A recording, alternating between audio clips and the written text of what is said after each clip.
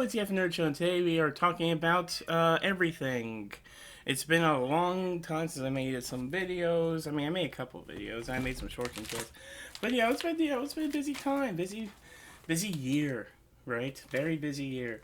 I don't have my camera right now because don't worry about it. But I figure I ought to do some sort of end of 2025 year sort of wrap up idea. I got a lot of subscribers over this year, which I kind of like, a lot for me, which I'm happy about, and I like you all very much. And I figure I need to do something. I gotta do something. It's not like the visual quality I would much prefer. But whatever. It's what we got. It's what we got. It's what we got going. Okay, I do have this little image. Effin Nerd Show, yay, it's me. So yeah. And yeah. But yeah. Just figured I would try to talk about some stuff while I still can. You hear the shufflings of my papers. Here we go. So yeah, what's been going on with you guys? As if you could talk back. Here's what's been going on with me. I have 3 cats. One of them had kittens. I know I should have got them fixed, but my grandpa died. So I didn't have time to get that done. Then when the kittens were born on Christmas, and Effin, she had 8 kittens, and then 5 died, and that sucked. So Christmas morning, there was a dead kitten. I was like, okay, well, and then day after Christmas, there was 4 more dead kittens over the course of the day. So that was fun. And then yeah, and now I'm here. And work's been busy, because of course it is. And everybody's been broke, and life and stuff, and it sucks. But hopefully 2026 is going to be better as we go into war with Venezuela. But anyway, here we go. Here are my top 10 movies of 2025, without further ado. My number 10, I'm going to consider my number 10, honorable mentions as well, because I really could not decide between Marty Supreme, which I just sort of saw recently. I'm still kind of mulling it over. And One Battle After Another. Okay, so I'm writing them down as I'm talking. I hope that's good ASMR for you. One Battle. So the reason these are both sort of sharing my number 10 and /1 is also an honorable mention. It's because, well, I like them both. Both I had issues with, and both I was like, I don't love it enough to be on my 10. Every other movie on my top 10 list, I definitely, I love it enough to where I'm like, oh yeah, this is definitely, top 10 of the year. When I saw it, I was like, this is top 10 of the year. And these two, I just didn't feel that. I think I loved watching One Battle After Another more, in some ways, but the last half of Marty Supreme is really good. I guess the first half is a little boring to me. I guess I was a little surprised. Yeah, this is also small reviews of these movies because I haven't done any reviews for them. But yeah, Marty Supreme, Good Time and Uncut Gems, they both sort of hit the ground running, or at least a lot sooner than it did for Marty Supreme. Marty Supreme, yeah, he was making bad decisions, and you're sort of seeing them all stack up without the payoffs yet. Which I do appreciate that structurally, but it did make for the first hour being a little bit more boring than... And I'm not trying to say it's boring, but it was slower than I was expecting from the get-go, because these guys, or the Safdie adjacent, one of the Safdies, they usually get moving a lot faster. But it did pay off by the end. I love chaos shots and chaos moments, and the credits of this movie have baby screams, and I loved and hated it. Yeah, I liked Marty Supreme. The more I think about it, the more I'm talking about it, the more I'm liking it. But it's also I don't know, I wanted to hit harder. One Battle After Another, I had zero interest in seeing this effing movie. The ads did nothing for me. I had no care. I like Paul Anderson, whatever. Paul Thomas Anderson. I like his movies, but I did not I hate Inherent Vice. I don't want to say I hate it, but I was on a Paul Thomas Anderson high, and Inherent Vice killed it, pretty much. So I was like, oh, okay. And then One Battle After Another kind of looked similar in vibe. It's And in some ways, it is a similar vibe. I will say it's a vast improvement over Inherent Vice. Inherent Vice kind of sits nowhere, goes nowhere to me. This, literally goes many places. Leonardo DiCaprio, I think the thing is, like, Leonardo DiCaprio is acting like a stoner. Whereas I think Joaquin Phoenix was, or maybe it's reversed. Maybe Joaquin Phoenix is acting like a stoner, but not actually a stoner. And then Effin Leonardo DiCaprio is a stoner. I don't know. But the thing is, one of which is more boring than the other, and Inherent Vice is more boring than this. And I do just feel like maybe Leonardo DiCaprio's character in this is more compelling than Joaquin Phoenix's character in Inherent Vice. That's what I'm basically getting to the point of. But there are some things I don't like about One Battle After Another morally. But there are some things I like about it. I like the ideas. I like some of the ideas in it. I like the world building, the cool weird technology they had, the beeps. That's cool. So yeah, I guess I do like One Battle a little bit more. I don't know. See, I'm talking about I like it more. All right, moving on. Those are number 10s. Those are sort of not solid. Everything else pretty solid. Number 9, Bring Her Back from Rocka Rocka, the Philippo brothers. Those guys, love those guys. Love their style of filmmaking. And I really wish they would do something a little more fun, a little less dark. But what I do like about both Talk to Me, their first movie, and Bring Her Back, is that they are really elevated horror. They're really like, and I know people like roll their eyes at elevated horror, but like these are like, there's elevated horror that tries to be elevated horror, and there's elevated horror that is just horror, and the themes are just so different, and they do great at the world building for both these movies. The subtle world building that is just like, wait, there's something going on, but it's not necessarily the point. The point is what's happening here right now.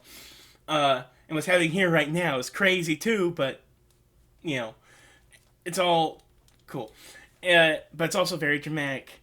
And what I really like about Bring Her Back is, like, the whole movie is kind of like this thesis of, like, how we kind of ignore the pain of young men. And I don't think it's trying to be, like, there's a lot, when you think about it, you could think of, patriarchy, we cater to men too much. But in some ways, this movie is sort of highlighting in the ways we don't cater to men. And I think the whole title, Bring Her Back, is about the focus of bringing a little girl back at the expense of a little boy. Twofold, in a sense. And so I think that's a really cool idea. And it's also really tragic, though, which is sad. But the characters are really good. The concept is really cool. It's shot really well. The horror. I'm not a gagger at horror movies, okay? I love gore. I love, like, bloody violence. It's really cool. Effin, this movie made me gag. I never gag at horror movies. And I was like, wow. So yeah, I really want them to make it something way more fun, though. And it doesn't necessarily have to be horror. I actually want to see them making like an action movie or something, or a crime thriller or something. Because I think they could do it. And I think they can make it look really cool and be really cool. And I think in turn it'll be bigger. But yeah, whatever. Regardless, I'll see every movie they make forever because I love those guys. Okay, number 8.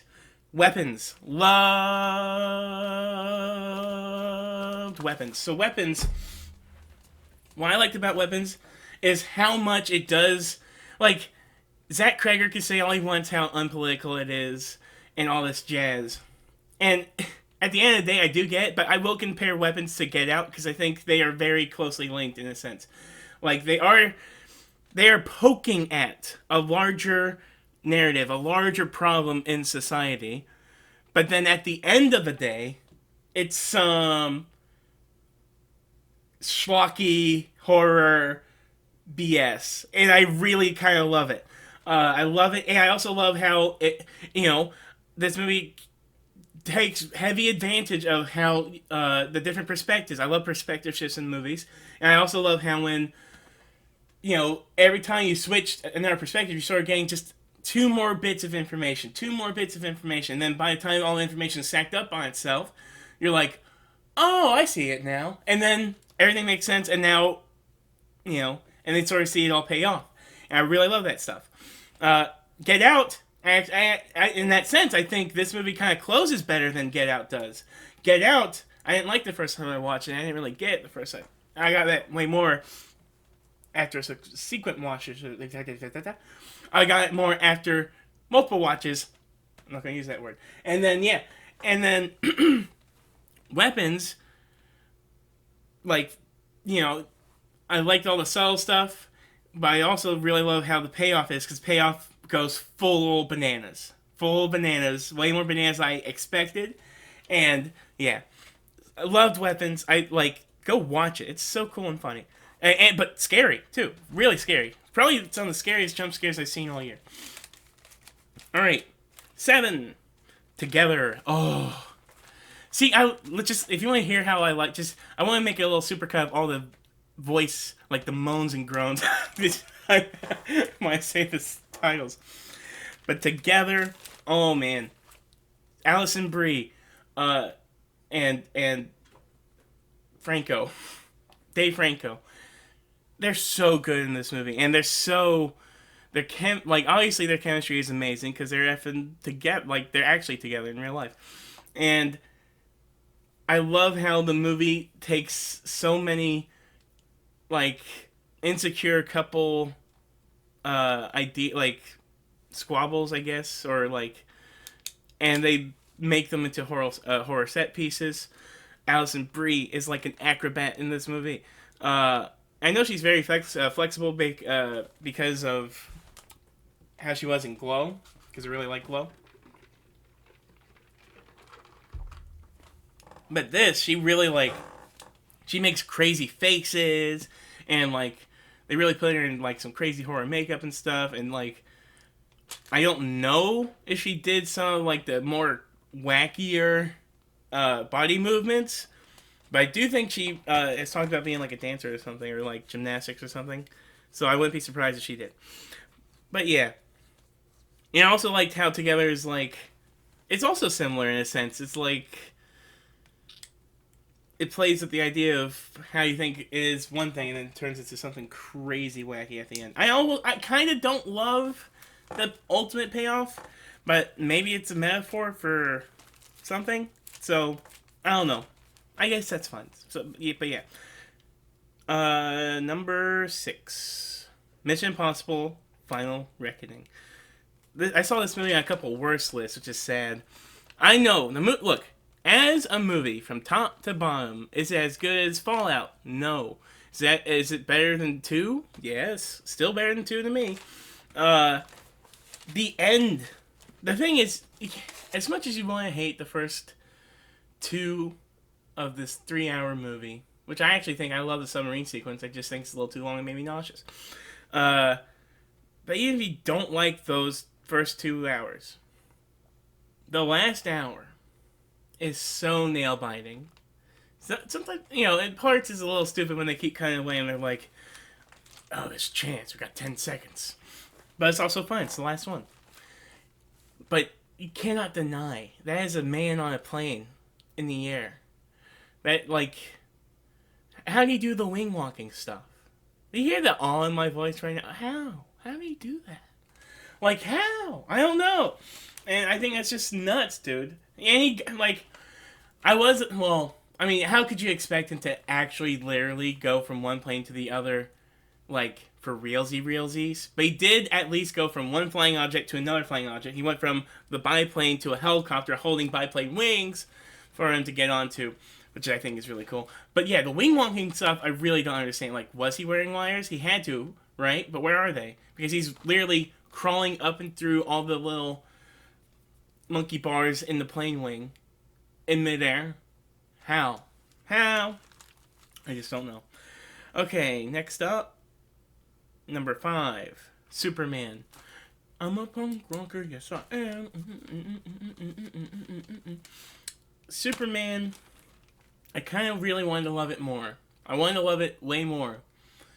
But what I really did love about it is its place in history right now. And I really love that a lot of kids got to see it.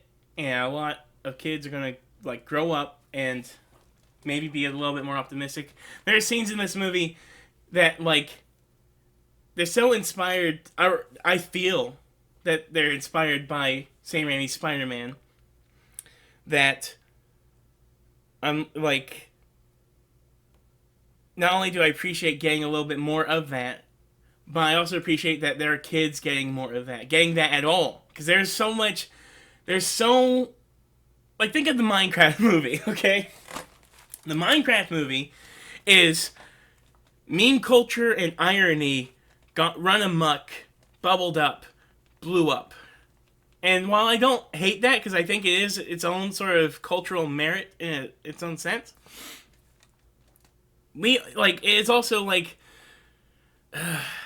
indicative of this sort of, I don't want to say toxic, but it's like toxic irony. It's like, can anything be sincere anymore? And this movie is trying really, really, really, really, really hard to be super sincere, and I really like it. Sometimes it's like the speech at the end that people pick on. I pick on it a little bit, but the thing is, Clark and Superman is a guy you can kind of pick on in that sense. And also, he's being real. He's being like, why don't you effing gay? I'm a person too. And I think that's like, I think people are like, and that's why he cares about every living thing, because he's like, well, what if that was me? I don't want that to happen to me. That sucks. No, man. It's so, man. And so like the end when I'm gonna cry. I'm about to cry. Because it's a great scene. I cry every time I watch it. Everybody does. But then, first of all, Big Mush John Kent, anytime that hint of danger happens to Clark, he's about to cry, for one. But then, I'm gonna cry. Why am I gonna cry? Dang, I am too emotional. Here we go. But yeah, when he's talking to Clark, and Clark's like, talking about the message and all this stuff, and he's like, well, I think and these are the words I think mattered more to me. Jonathan Kent says, I think what you wanted it to mean means more about you than what anybody meant for those words to me. And that made, like,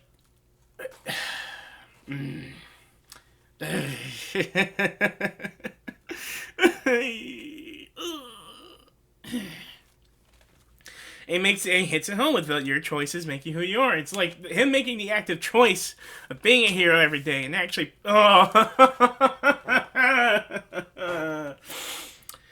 it's just good, dude. It's an active choice to try to do good every day, and it's not that hard, or it is hard. It's hard all the time, but it's possible.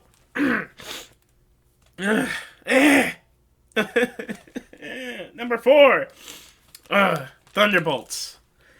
Thunderbolts was a huge hit surprise to me, man. What I loved about Thunderbolts, well, besides the huge hit surprise, was just, it's Guardians of the Galaxy energy, but not trying to be Guardians of the Galaxy. It's literally just sort of paring down what's like, who's the villain? What's their problem? Or who are these characters? What's their problem? And, like, how do they relate in that problem? It's very simple. Guardians of the Galaxy actually doesn't even do that. F Ronan. Who the fudge is Ronan? But by doing that, like, I was literally rewatching the beginning movie. And so, like, the whole thing with the Void being a villain or whatever, I don't know if that's a spoiler because nobody saw the movie, so who cares? The beginning of the movie where Florence Pugh is flying through the building as she's lit from shadow and stuff, and she's sort of talking about how, she just doesn't really care about how she's doing anything, and she doesn't care, like, every day is just sort of nothing. She just sort of feels an empty void. She's going to this deadly mission in sweatpants, basically hoping she'll get shot or stabbed or get killed. And it's shot, the light is so harsh on one side, you see the shot from the ground, or from top down, whatever, and you see the shadows on the ground. It's like they're already dusted. Like, she's already dusted. She's fighting these people. She's already voided out. And I thought that was really cool. That's a cool little detail I didn't notice.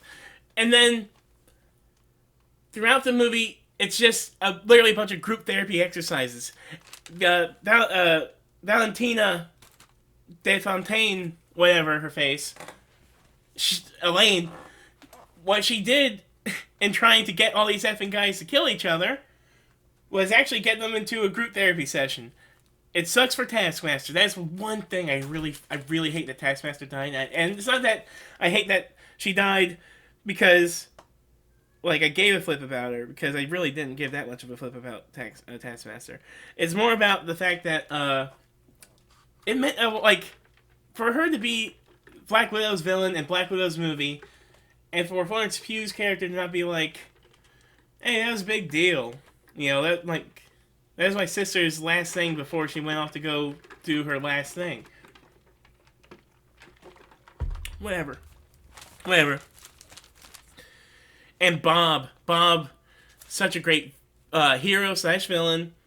And my brother, me and my brother both appreciate how it was a mental fight, because you can't beat Sentry. It's impossible. I love that he's Superman with the Force, which is a terrifying idea. Like, you think Superman's scary? Okay? What if Superman had the Force? Okay? Terrifying. And his heat vision? Oh my god. You don't even get to see the beams. You don't get the luxury of seeing the beams of his heat vision. Just what he's staring at is heating up and switching in your hand and it hurts. Cool. He bent Captain America's shield, or fake America's shields, into a taco. That was cool. But I also don't know if it was true vibranium. It was 100% vibranium. It looked like scraps of vibranium, if anything. But whatever. And then, yeah. Oh yeah, so yeah, mental fight and all the stuff, and like how they're falling through these rooms and these closets, and like, it's just, it was shot really cool. I really liked it. I really love Thunderbolts. I really hope they make a sequel. I would watch it. They'll have to title it The New Avengers and be smart, but whatever. Okay, numero tres, 3. Wake Up Dead Man. Wake Up Dead Man. Oh my god, I've been thinking about this movie since I watched it, and it came out on Netflix only a few weeks ago. I've been thinking about it ever since. I love Rian Johnson's murder mysteries, okay? All Poker Face is all that.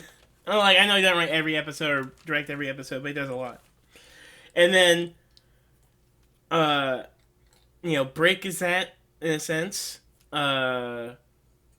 Is Looper that? No, Looper's not that. Kind of is, in a sense, with the whole time travel element, whatever. I don't know. And then there's, the Knives Out movies. I like Knives Out. And I only just like the first Knives Out when I saw it. I liked it more after, watching it more and more. I like Glass Onion way more than Knives Out. I was like, heck yeah, this is sort of more my speed. Wake Up Dead Man, different vibe from Glass Onion, but I think I like it more in Glass Onion. Only because, I don't know. It's because Glass Onion is about rich people, but this is about religion. I think it's a cool idea to do, like, religion and a murder mystery, because then there's faith involved. And now you gotta dig through the faith and then find out who killed the guy and all this jazz. And the whole concept of it's a law of true mystery, blah, blah, blah. But my favorite scene is when the preacher is talking to this woman, Louise, trying to get some information about something, whatever. And he's really trying to zoom through it, because he's like, we gotta go get the killer. We gotta go find out who did this and stuff. And he goes in. He's on the phone. He's like, give me your information. She's like, all right. Taking her sweet time, all this jazz. And then he's like, hurry up. Okay. And then she's like, got it. And he's like, oh, okay, right, can I? And she's like, preacher, can I ask you something? You're like, what? And she's like, could you pray for me, preacher? My mom is sick. Oh, it's so sad. But what I loved about it is the preacher man stops what he's doing, stops trying to solve this murder mystery, walks into his effing office and takes a phone call, takes several hours talking to this woman, trying to just, make her feel seen and heard and stuff, and trying to help her with her problems and praise for her. And I was like, dang. And then there's a scene when Daniel Craig is sort of trashing on religion and stuff, and he's like, there's a bunch of stupid stories that couldn't possibly be real, blah blah blah blah. And then the preacher guy, he's like, well, maybe the stories help to bring out something extremely real in all of us. And I thought, wow, that's true. I think that's true of stories in general, and I think that is a pretty good theme of the movie. And yeah, yeah, okay. It's also just shot amazingly. It's Ryan Johnson. Ryan Johnson does not know. I don't think he knows how to shoot a bad movie. Okay, number 2. Ugh. Life of Chuck. Life of Chuck is. It is. Man.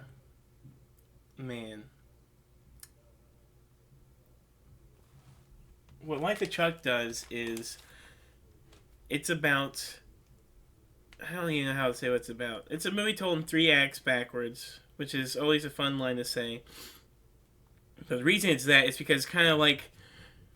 The perception of one's life, most especially perhaps at the end of life as they know it.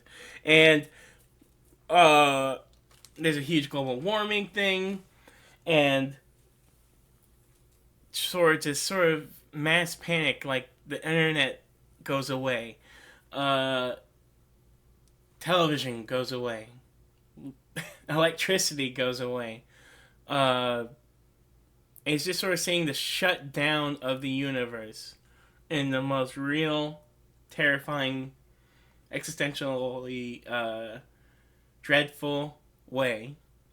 And then more stuff happens after that. And that stuff is delightful and fun, and it also has echoes of that haunting feeling.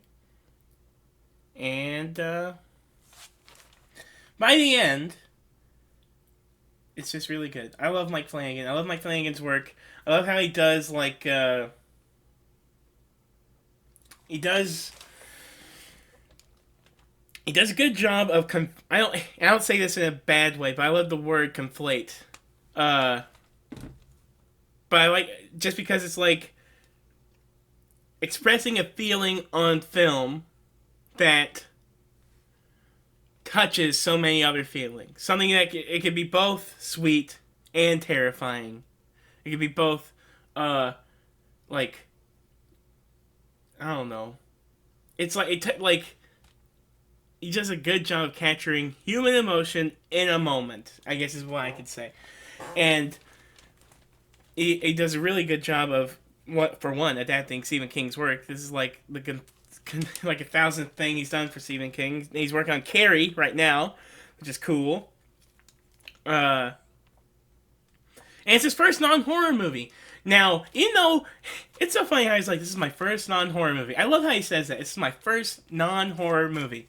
Fella, this movie is terrifying on an existential level for a minute. For like 30 minutes. The first 30 minutes are existentially terrifying. And then, even then, there's this whole element of this attic, and he shoots it like a horror movie, even though it's not a horror movie. I'm like, fella, you got some horror bones still stuck on this. But it is more a delightful, I don't know, I don't even want to call it a drama, but it's basically a drama. So yeah, Matthew Lillard has a great scene in it that I really love. And number 1, of course, and I'm not going to talk as much about this, but I am going to say some words. Sinners. Here's my thing about Sinners. And I gotta get this on record before I have a conniption. So the one complaint I heard about Sinners, and it's so funny and frustrating to me that people would dare even pretend that this is even a real complaint. They talk about the scene, the best scene, the coolest scene to me, the scene where he sings "Lied to You," in the juke joint, and all the ghosts appear, and all the, you know, and he burns the place down, metaphorically speaking, and all this stuff. So here's what people complain. Here's what I've heard about complaints about this, and not now. I've noticed a common trend amongst those people who complain about that scene. I'm not gonna say it, so I don't get canceled. But I will say this: in a world where a movie has vampires, okay, if you are to say you're to accept vampires in this movie, okay, that means you accept the supernatural, okay? Now, if you are okay with the concept of the ghosts, like the past, because they, like, the woman says in that scene in voiceover, echoes of the past and the future. So you see the past people, and I've heard these people complain about it. They're like, well, the past people are fine, but with the computer, with the record scratches and the twerking, I'm like, well, yeah. And that's why I think, like, what's so interesting to me, and it kind of is annoying to me, in a sense, they can accept the idea of a past ghost, okay? But they can't accept the idea of a future ghost, okay? For one, the whole idea of a past and future ghost is cool as fudge. So shut the heck up when you're talking about your immersion's broken by seeing a girl twerk in the 1930s. Whatever.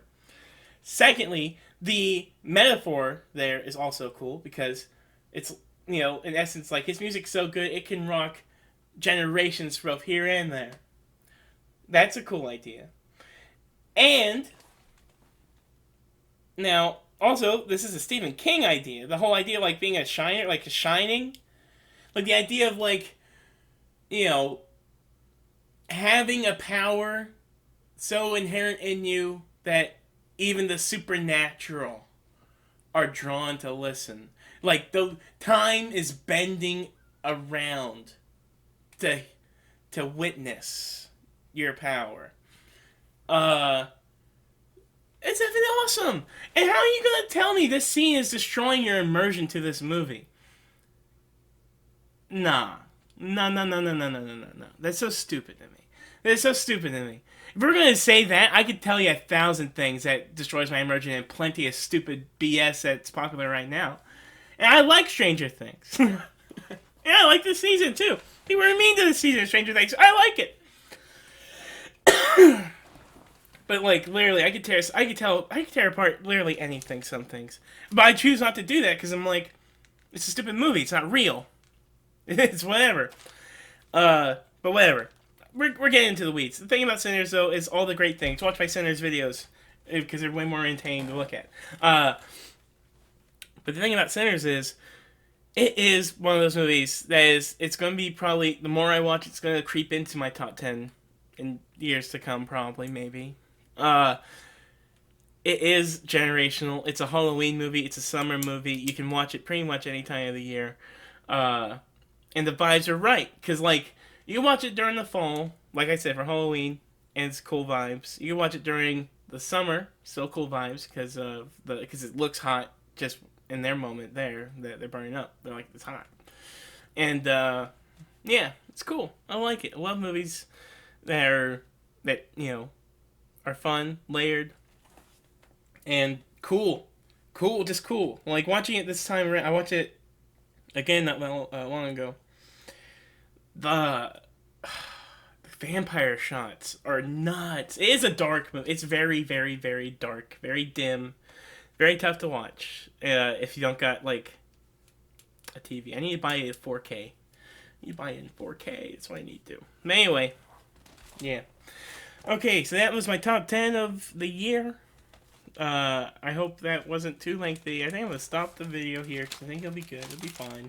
And yeah, watch those movies. Those are good.